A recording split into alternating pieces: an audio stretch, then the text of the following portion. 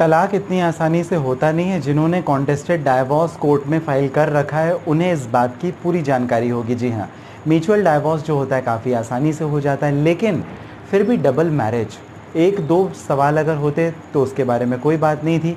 इतने सारे प्रश्न कि मेरा तलाक नहीं हुआ फिर भी मैं दूसरी शादी करना चाहता हूँ या करना चाहती हूँ, मुझे क्या करना चाहिए। ज़रा समझते हैं इसी कानून के बारे में और कब आप दूसरी शादी कर सकते हैं जब आपका तलाक नहीं हुआ, इस मुद्दे पे भी बात करेंगे। लेकिन एक्सेप्शंस हैं, तो एक्सेप्शंस क्या हैं वो ज़रा समझेंगे। सबसे पहले, आप एक शादी के होते हुए दूसरी शादी नहीं कर सकते। It's a criminal offence, it's a punishable offence, जो कि धारा 494 और 495 आईपीसी में बताया गया है, जहां पर 7 साल तक की सज़ा और फाइन है या दोनों ही आपको हो सकता है। इस वजह से आप हमेशा ध्यान रखें कि आपका ये जो प्रश्न है सिरे से आप बिल्कुल अलग कर दें। बिल्कुल भी आप इसके बारे में ना सोचें। जब तक आपका तलाक नहीं हो जाता तब तक आप दूसरी शादी नहीं कर सकते। अगर करेंगे तो जो ऑपोजिट स्पाउस है, मान लीजिए पति ने दूसरी शादी कर ली, तो जो ऑपोजिट स्पाउस यानी पत्नी है वो पति के खिलाफ में केस कर सकती है। और क्योंकि उसके एविडेंसेस कोई बहुत ज़्यादा हैवी तो लगेंगे नहीं, भाई शादी के सबूत ही हैं तो आसानी से मिल जाएंगे, और वो शादी के सबूत को कोर्ट में दे करके आपके खिलाफ में जब एफआईआर पुलिस दर्ज कर लेगी तो कोर्ट आपको 7 साल तक की सज़ा और फाइन जुर्माना दे सकती है। धारा 494 और 495 यानी 495 आईपीसी इंडियन पिनल कोड के हिसाब से, या दोनों ही आपको हो सकती है। एक्सेप्शंस भी हैं। एक्सेप्शंस क्या है ज़रा समझिए।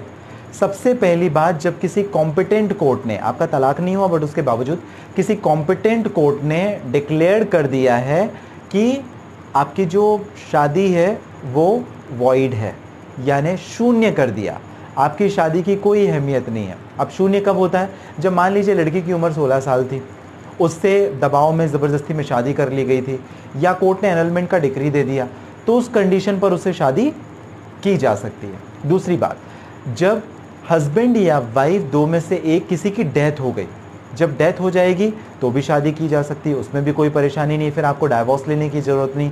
क्यों? क्योंकि पति या पत्नी जो आपका था वो ज़िंदगी में ही नहीं है, जीवन में ही नहीं, उसका मृत्यु प्रमाण पत्र बन गया, उसकी डेथ हो गई, तो इस कंडीशन पर भी आप दूसरी शादी कर सकेंगे।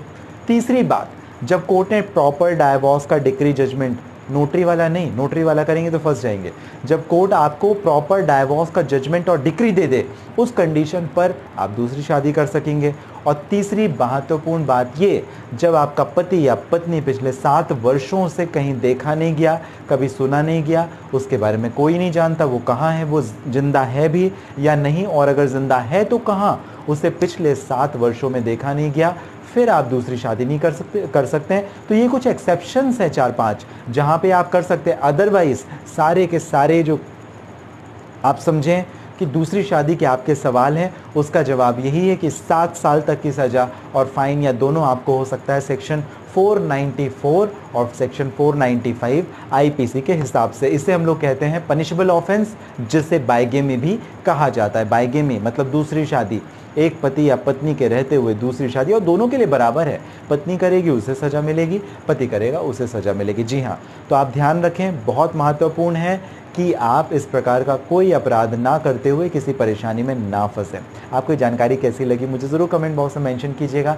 आपने शुरुआत की थी अशोक पांडे के साथ ऑनलाइन लीगल एडवाइस, आपका अपना चैनल है, आप सब्सक्राइब ज़रूर कर लें, और इस वीडियो के डिस्क्रिप्शन में डिटेल है अगर आप डायरेक्ट मुझे बात करना चाहते हैं किसी आपके पर्सनल मुद्दे पर। चलिए मिलते हैं, तब तक के लिए रखें आप अपना ध्यान और स्वस्थ रहें, सुरक्षित रहें।